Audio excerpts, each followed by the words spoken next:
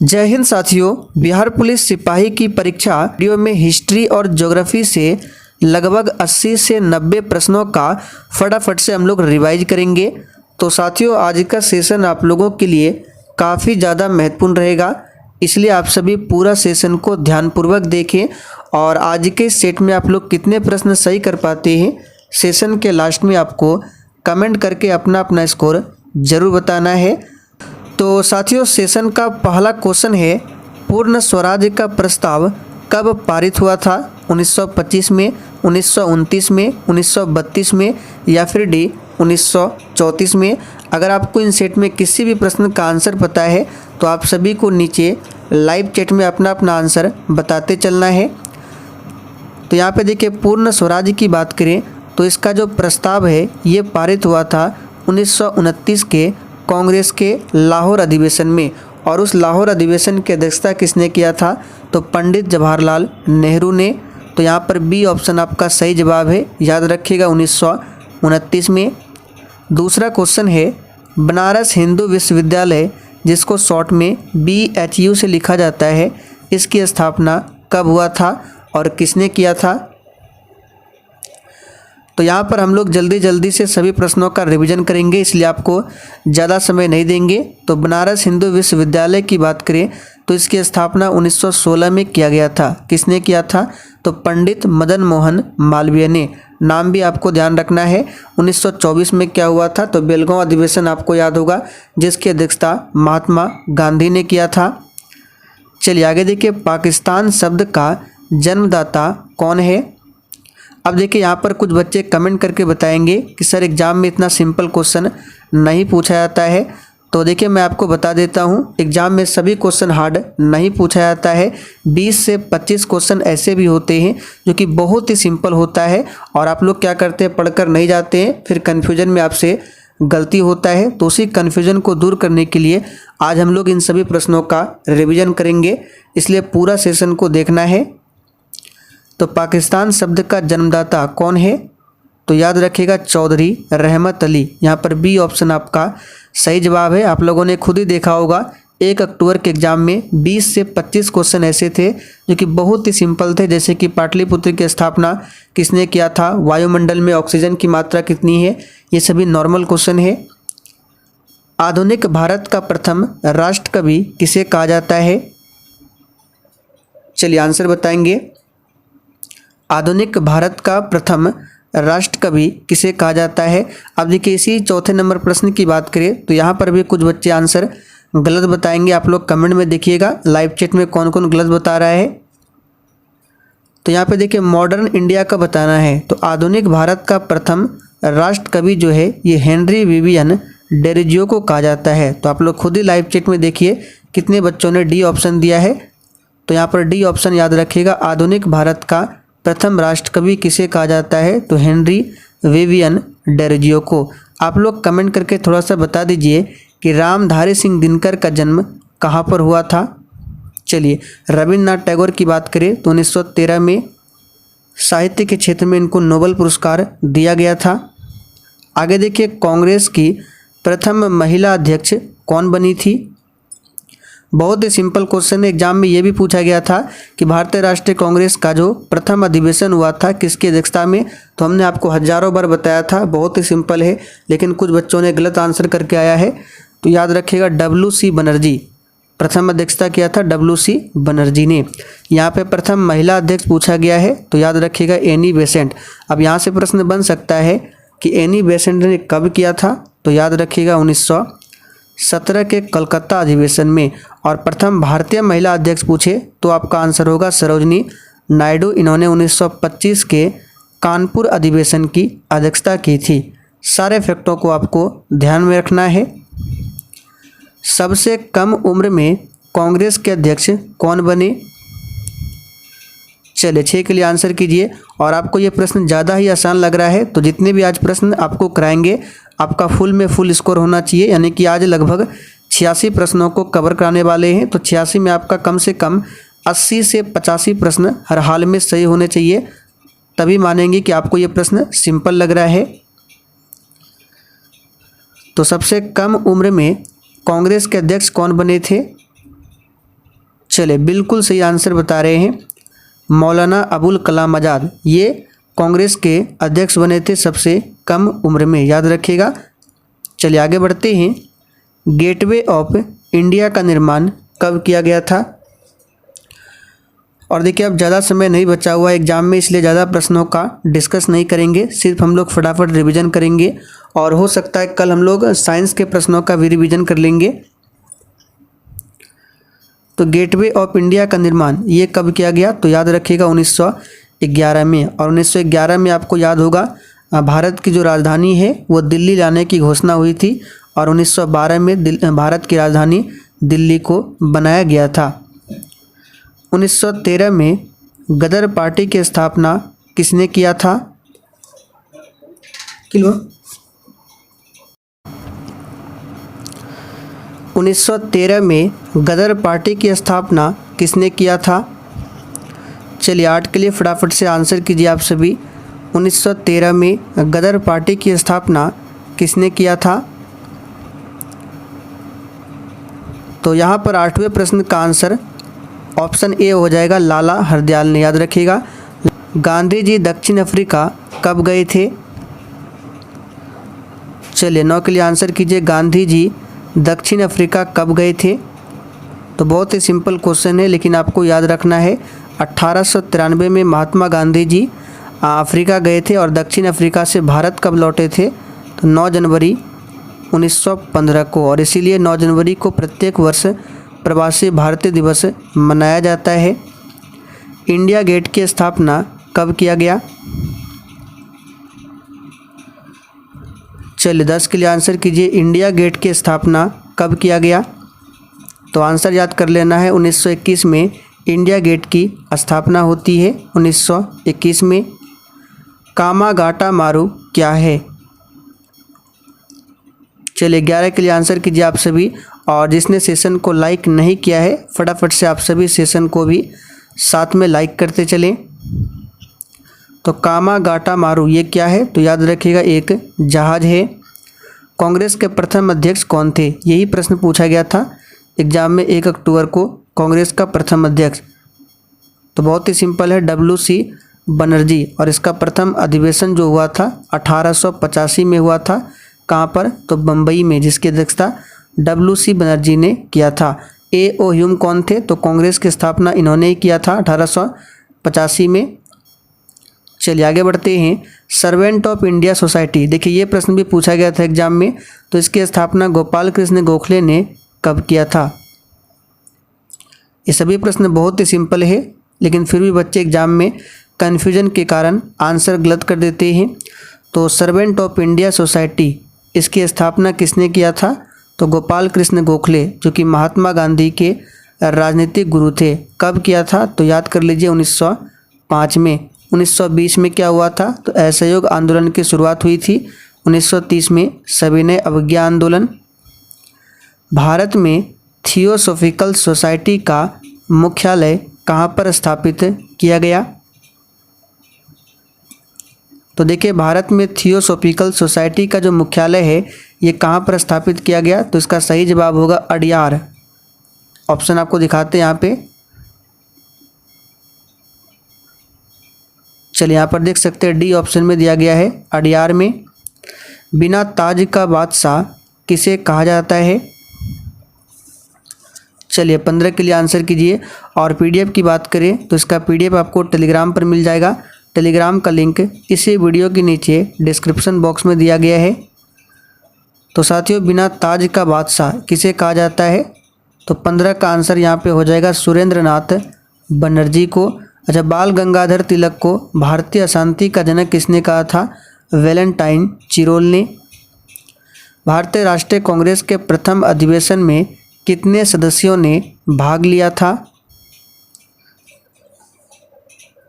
तो साथियों भारतीय राष्ट्रीय कांग्रेस की बात करें तो इसके प्रथम अधिवेशन में टोटल 72 सदस्यों ने भाग लिया था। कितने? तो 72 सदस्यों ने।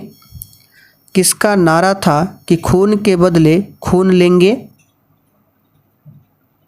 तो किस समिति का नारा था ये? तो याद रखिएगा अनुशीलन समिति। आप लोग कमेंट करके बताइए अनुशीलन समिति का गठन कब हुआ था? हिंदू विधवा पुनर्विवाह अधिनियम कब पारित किया गया? तो ये जो एक्ट आया था हिंदू विधवा पुनर्विवाह 1856 में, लेकिन यहाँ पर पूरा डेट पूछा गया है। तो 26 जुलाई 1856 में। किसके समय में? तो लॉर्ड कैनिंग के समय में ये पारित हुआ था। लॉर्ड कैनिंग के समय में ही 1857 की क्रांति भी हुई थी। सत्यशोधक समाज की स्थापना ज्योतिबा फुले ने कब किया था? आगे हम लोग ज्योग्राफी के प्रश्नों को भी कवर करने वाले हैं। तो साथियों, सत्यशोधक समाज की स्थापना जो है ये 1873 में किसने किया था? तो ज्योतिबा फुले ने।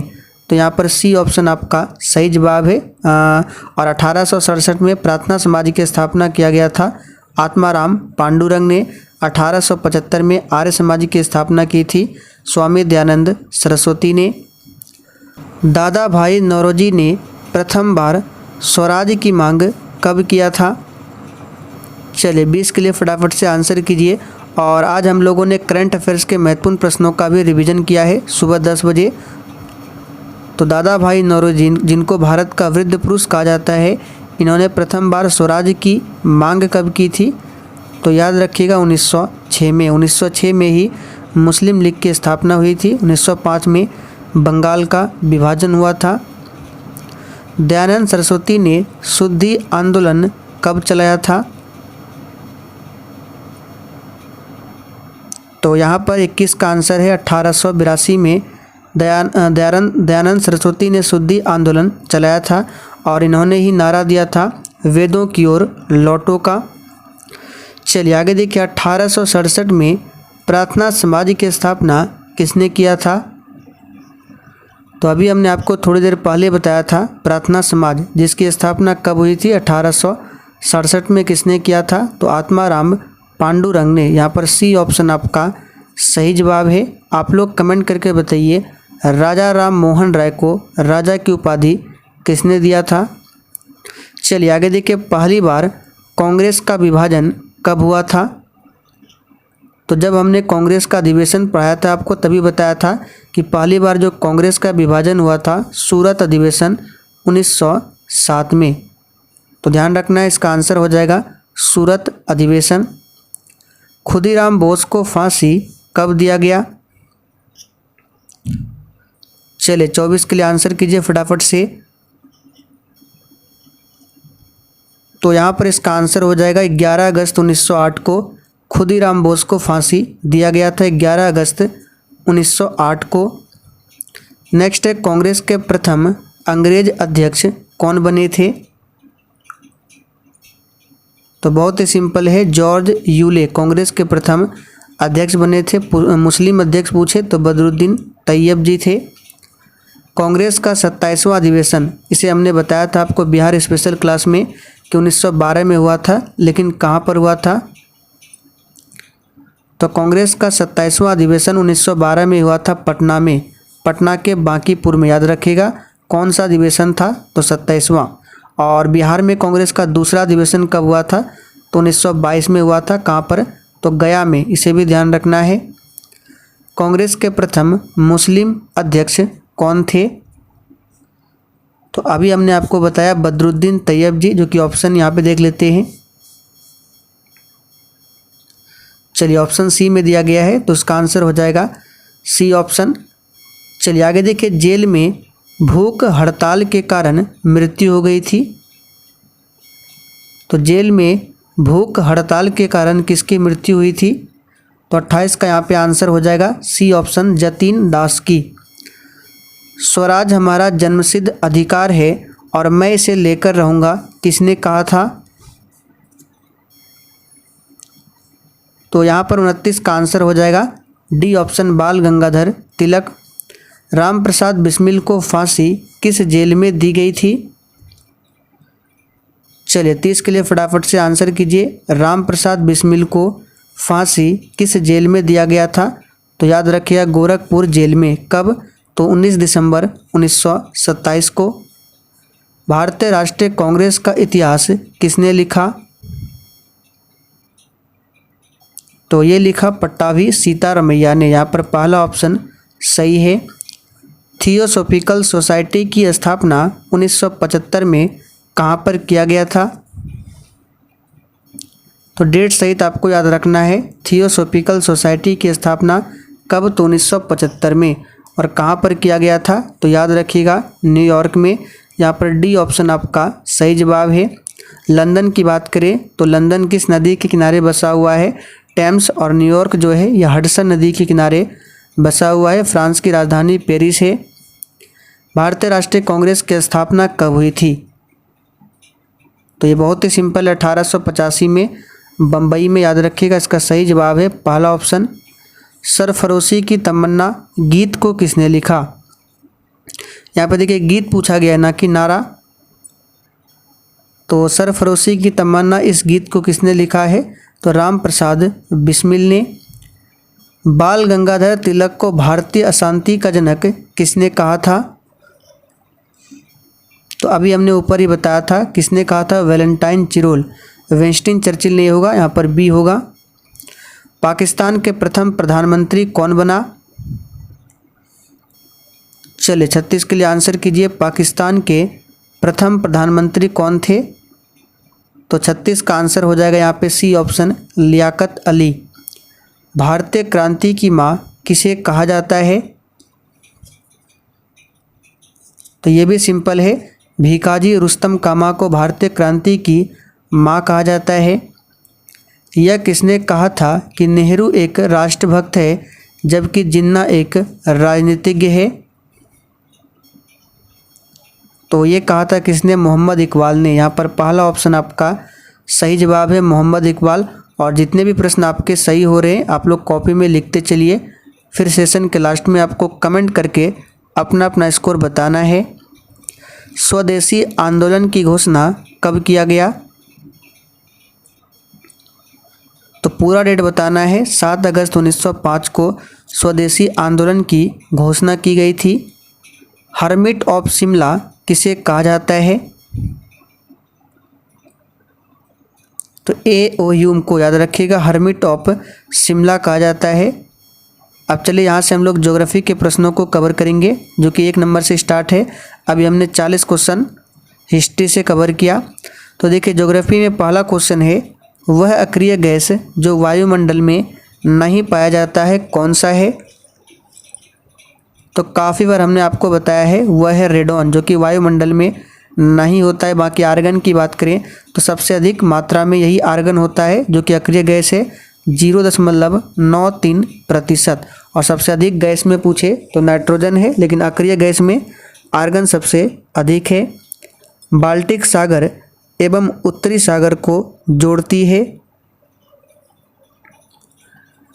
तो बाल्टिक सागर और उत्तरी सागर को कौन जोड़ती है? तो कील नहर, याद रखिएगा कील नहर। और सुएज नहर जो है ये भूमध्य सागर को लाल सागर से जोड़ती है। 1000 झीलों का देश कहलाता है, ये प्रश्न पूछा था एग्जाम में, 1000 झीलों का देश। तो 1 अक्टूबर को पूछा गया था, बहुत ही सिंपल है, इसका आंसर क्या हो जाएगा? फिनलैंड। फिनलैंड को 1000 झीलों का देश कहा जाता है। अंगुलियोनुमा ये झील कहाँ पर स्थित है? तो ये जो झील है ये USA में स्थित है। करीबा बांध कौन नदी पर स्थित है, यानी कौन सी नदी पर करीबा बांध स्थित है? तो 5 का यहाँ पे आंसर हो जाएगा, जोम्बेजी नदी पर है करीबा बांध। नील नदी पर कौन सा बांध है, आप लोग कमेंट करके बताइए। विक्टोरिया जलप्रपात किस नदी पर स्थित है? चलिए फटाफट से आंसर करते जाइए। और आंसर करने के लिए अगर आपको समय नहीं मिल रहा है तो वीडियो को रोक कर आपको आंसर करना है कमेंट बॉक्स में। तो विक्टोरिया जलप्रपात ये किस नदी पर है? तो छठे प्रश्न का आंसर हो जाएगा जोम्बेजी नदी पर। आसवान बांध किस नदी पर स्थित है? तो चलिए ये जो है नील नदी पर है। और अभी हमने आपसे पूछा था कि नील नदी पर कौन सा बांध है, तो याद रखिएगा आसवान बांध। नेफोमीटर से किसका मापन किया जाता है? तो साथियों नेफोमीटर से बादलों की गति का इसका मापन किया जाता है, बादलों की गति का। तो यहाँ पर सी ऑप्शन आपका सही जवाब है। पृथ्वी पर सबसे गहरा स्थल कौन सा है? इन्हीं चारों में से बताना है। ऐसे तो पृथ्वी पर सबसे गहरा स्थल है मैरियाना गर्त, जो कि प्रशांत महासागर में है, लेकिन इन चारों ऑप्शन में से सबसे गहरा स्थल मृत सागर है। भारत का सबसे बड़ा द्वीप कौन है? अब भारत का सबसे बड़ा द्वीप याद रखना है, विश्व का याद रखना है और एशिया का आगे हम लोग कवर करेंगे। तो भारत का जो सबसे बड़ा द्वीप है ये है कौन? मध्य अंडमान। सुएज नहर का निर्माण कब हुआ था? तो साथियों सुएज नहर का जो निर्माण है ये कब हुआ था? तो याद रखिएगा 1869 में। और इसका राष्ट्रीयकरण कब किया गया था? आगे हम लोग कवर करेंगे। बैरन द्वीप कहाँ पर स्थित है? देखिए भारत का एकमात्र सक्रिय ज्वालामुखी है एक्टिव वोल्केनो बैरन द्वीप, जो कि कहाँ पर है? तो याद रखिएगा बंगाल की खाड़ी में स्थित है। और ये द्वीप कहाँ पर है? तो अंडमान निकोबार द्वीप समूह में। यहाँ पर सी ऑप्शन आपका सही जवाब है। अटलांटिक महासागर का आकार पूछा जाता है किस आकार का होता है? तो एस आकार का। पक्षियों का महाद्वीप किसे कहा जाता है? चलिए आंसर कीजिए 13 के लिए। तो पक्षियों का महाद्वीप किसे कहा जाता है? तो याद रखिएगा दक्षिण अमेरिका को। लैंड ऑफ गोल्डन प्लीस कहलाता है। तो लैंड ऑफ गोल्डन प्लीस जो है ये कहलाता है ऑस्ट्रेलिया। विषुवतीय प्रदेशों में वर्षा होती है। देखिए बहुत ही सिंपल क्वेश्चन है, लेकिन एग्जाम में यहाँ से प्रश्न पूछा जाएगा। तो विषुवतीय प्रदेशों में जो वर्षा होती है यहाँ पे सही जवाब हो जाएगा संवहनीय, बी ऑप्शन ध्यान रखना है। विश्व की सबसे चौड़ी जल संधि कौन सी है? तो प्रैक्टिस सेट में बताया था विश्व की सबसे चौड़ी जल संधि डेविस जल संधि है। चलिए आगे देखते हैं 17 नंबर से। स्टेनली जलप्रपात किस नदी पर स्थित है? तो साथियों स्टेनली जलप्रपात की बात करें तो ये कांगो नदी पर है। किस नदी पर है? कांगो नदी पर। विश्व का सबसे ऊंचा जलप्रपात कौन सा है? तो विश्व का सबसे ऊंचा जलप्रपात जो है एंजिल जलप्रपात है, जो कि सी ऑप्शन में दिया गया है साल्टो एंजिल जलप्रपात। और भारत में सबसे ऊंचा जलप्रपात कौन सा है? आप लोग कमेंट करके बताइए। रेगिस्तान में वर्षा क्यों नहीं होती है? तो इसका रीजन है निम्न आर्द्रता, यानी कि निम्न आर्द्रता के कारण रेगिस्तान में वर्षा नहीं होती है। और विश्व का सबसे बड़ा रेगिस्तान पूछे तो सहारा रेगिस्तान है। और भारत में कौन सा है? तो थार रेगिस्तान। कृत्रिम वर्षा के लिए किसका प्रयोग होता है? तो साथियों कृत्रिम वर्षा के लिए सिल्वर आयोडाइड का प्रयोग किया जाता है। यहाँ पर बी ऑप्शन सही है। और सल्फर डाइऑक्साइड ध्यान रखना है, इसी के कारण एसिड रेन होता है। सल्फर डाइऑक्साइड और NO2 ये दो गैस के कारण क्या होता है? तो अम्लीय वर्षा एसिड रेन। एटलस पर्वत किस महाद्वीप में स्थित है? तो यहाँ पर 21 का सही जवाब है अफ्रीका महाद्वीप में। और विश्व की सबसे लंबी पर्वत श्रृंखला पूछे तो एंडीज पर्वत श्रृंखला है, जो कि फोल्डिंग माउंटेन वलित पर्वत का उदाहरण है। हिमालय भी वलित पर्वत का उदाहरण है।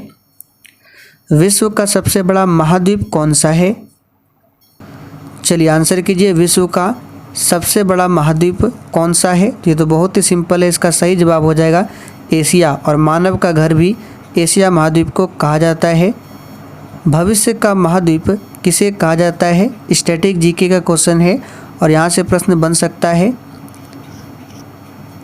तो साथियों भविष्य का जो महाद्वीप है ये कहा जाता है अफ्रीका महाद्वीप को। किसे? अफ्रीका महाद्वीप को। पनामा नहर का निर्माण किस वर्ष हुआ था? तो पनामा नहर का निर्माण हुआ था 1914 में। येलोस्टोन पार्क कहाँ पर स्थित है? तो साथियों येलोस्टोन पार्क जो है ये उत्तरी अमेरिका में स्थित है। क्षेत्रफल में एशिया का सबसे छोटा देश कौन सा है? तो एशिया का सबसे छोटा देश हो जाएगा मालदीव क्षेत्रफल में। रॉक सागर कहाँ पर स्थित है? तो साथियों रॉक सागर की बात करें तो अंटार्कटिका में स्थित है। नई दुनिया के नाम से किसे जाना जाता है? वेरी इंपॉर्टेंट क्वेश्चन रहेगा, इस पर आप सभी स्टार मार्क कर लें। नई दुनिया के नाम से किसे जाना जाता है? तो याद रखिएगा उत्तरी अमेरिका को। हिंद महासागर का सबसे बड़ा द्वीप कौन सा है? तो हिंद महासागर का सबसे बड़ा द्वीप जो है मेडागास्कर है, याद रखिएगा क्या है? मेडागास्कर। एशिया का सबसे बड़ा द्वीप कौन सा है? तो एशिया का सबसे बड़ा द्वीप जो है ये बोर्नियो द्वीप है, जबकि हिंद महासागर का मेडागास्कर है। और विश्व का पूछे सबसे बड़ा द्वीप तो ग्रीनलैंड है, सभी को ध्यान रखना है। सेशल्स द्वीप किस महासागर में स्थित है? चलिए 31 के लिए आंसर कीजिए। प्रशांत महासागर, अटलांटिक महासागर, तो ये दोनों तो होगा नहीं। चलिए देख लेते हैं ऑप्शन, और सी ऑप्शन में हिंद महासागर और डी में है आर्कटिक महासागर। तो इसका जो आंसर होगा ये हिंद महासागर होगा। समान वर्षा वाले क्षेत्र को जोड़ने वाली रेखा कहलाती है? तो हमने आपको काफ़ी बार बताया है ये आइसोहाइट है। समान वर्षा वाले क्षेत्र को जोड़ने वाली रेखा आइसोहाइट। विश्व का सबसे बड़ा द्वीप कौन सा है? चलिए 33 के लिए आंसर कीजिए, और जिसने अभी तक लाइक नहीं किया है फटाफट से सेशन को लाइक करें।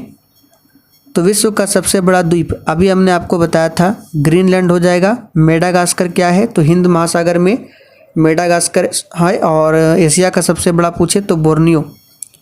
विश्व का सबसे बड़ा नदी द्वीप कौन सा है? तो बहुत ही सिंपल है, माजुली नदी द्वीप है जो कि ब्रह्मपुत्र नदी पर है। विश्व का सबसे बड़ा नदी द्वीप है। विश्व की सबसे बड़ी झील कौन सी है? तो यहाँ पर 35 का आंसर हो जाएगा कैस्पियन सागर। विश्व की सबसे बड़ी प्रवाल भित्ति ग्रेट बैरियर रीफ कहाँ पर स्थित है? तो देखिए ग्रेट बैरियर रीफ ये विश्व की सबसे बड़ी क्या है? प्रवाल भित्ति, और ये ऑस्ट्रेलिया में है। भूमध्य सागर एवं लाल सागर को जोड़ती है? तो स्वेज नहर जोड़ती है। शीतोष्ण प्रदेशों में किस प्रकार की वर्षा होती है? ये प्रश्न बिहार दरोगा में भी पूछा गया था, स्टार मार्क कर लीजिए। तो शीतोष्ण प्रदेशों में किस प्रकार की वर्षा होती है? तो याद रखिएगा चक्रवाती। ग्रीनलैंड द्वीप पर किस देश का अधिकार है? तो यहाँ पर 39 का आंसर क्या हो जाएगा? यहाँ पे डेनमार्क का अधिकार है। सबसे बड़ा प्रायद्वीप कौन है? तो 40 का आंसर क्या हो जाएगा? तो याद रखिएगा अरब प्रायद्वीप सबसे बड़ा प्रायद्वीप है, ध्यान रखना है।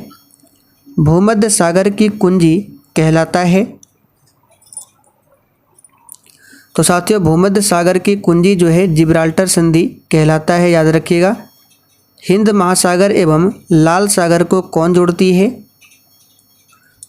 तो 42 का आंसर क्या हो जाएगा? बाब अल मंदेब जल संधि।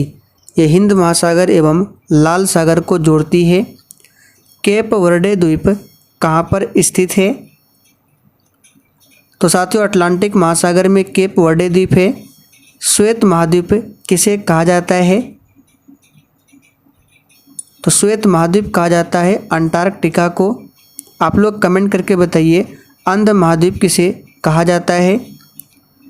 ताजे पानी की सबसे बड़ी झील कौन सी है? तो ताजे पानी की सबसे बड़ी झील है सुपीरियर झील, याद रखिएगा। और भारत में ताजे पानी की सबसे बड़ी झील वुलर झील है जो कि जम्मू कश्मीर में है। और भारत में सबसे खारे पानी की झील चिल्का झील है। स्वेज नहर का राष्ट्रीयकरण किस वर्ष हुआ था? ये प्रश्न आप लोगों के लिए है, आप इसका कमेंट करके आंसर बताएंगे। तो चलिए साथियों आज के लिए इतना ही, तब तक के लिए जय हिंद।